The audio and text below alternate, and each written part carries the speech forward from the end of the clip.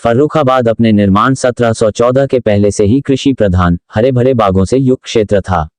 यहाँ न तो सड़कें थी और न रेल लिंक।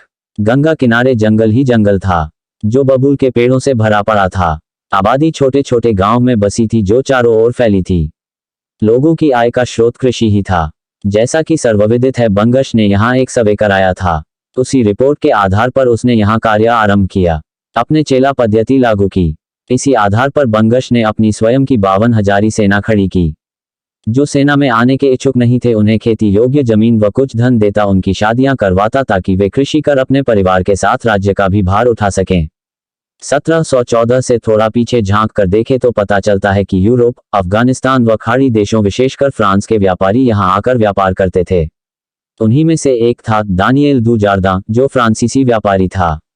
उसके दस्तावेजों से प्राप्त सूचनाएं उस समय के भारत के आर्थिक इतिहास पर प्रकाश डालती है।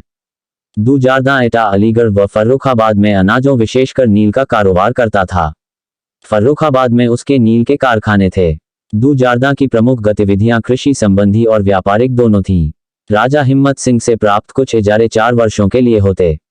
इजारे के साथ आमतौर पर कुछ फर्ज जुड़े होते हैं, जैसे कृषकों को खुश रखना तथा खासकर कृषि ऋण देकर काश्त में इजाफा करना।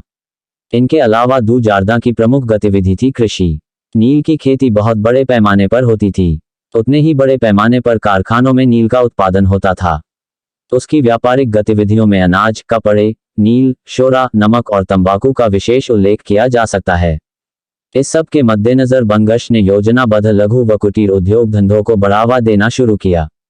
इसके लिए उत्कृष्ट कारीगरों को बाहर से बुला यहाँ बसाया। प्लानिंग के साथ यहाँ मोहल्ले बसाए गए। महत्वपूर्ण बात यह समझने की है कि सबसे पहले उनकी रोजी रोटी के इंतजाम के लिए काम किया गया। लोगों को उनके भिन्न भिन्न कामों के अनुसार विभिन्न मोहल्लों में बसाया गया। जरदोजी का कार्य यहाँ मुगल काल से जारी था, उसे आगे बढ़ाया। प्रिंटिंग वर्क के लिए हरियाणा से कारीगर बुला यहाँ मोहल्ला सधवाड़ा बसाया।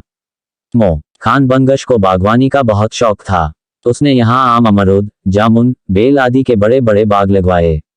उसने आलू व तंबाकू की खेती पर विशेष जोर दिया। परिणाम सामने है। आज फर्रुखाबाद में किसानों की जो कुछ भी संपन्नता है, बंगश की सूझबूझ का ही परिणाम है।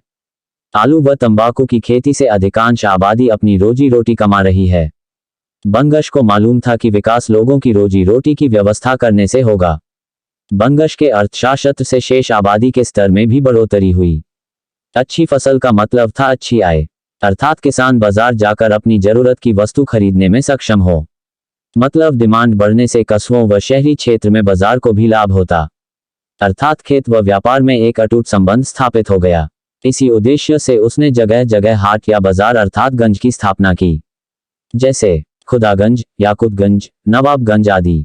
भारत की हजारों वर्षों की परंपरा रही है कि हमने हमेशा अपनी सांस्कृतिक सभ्यता, परंपरा, हस्तशिल्प आदि अनेकों विभिन्नताओं को संजोकर रखा है।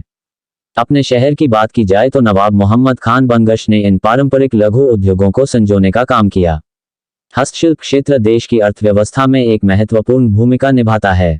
यह ग्रामीण और अर्ध शहरी क्षेत्रों में शिल्पकारों के एक विशाल खंड को रोजगार प्रदान करता है और अपनी सांस्कृतिक विरासत को संरक्षित करते हुए देश के लिए पर्याप्त विदेशी मुद्रा उत्पन्न करता है। ये अर्थशास्त्र के वे मूल सिद्धांत थे जिन्हें बंगश ने फर्रुखाबाद बसाए जाने के अपने काल में स्थापित किए। हमने यहाँ नवाब मोहम्मद खान बंगश के काल की आर्थिक नीतियों का ही जिक्र किया है। अपने अगले अंक में हम इस सिलसिले को आगे बढ़ाएंगे।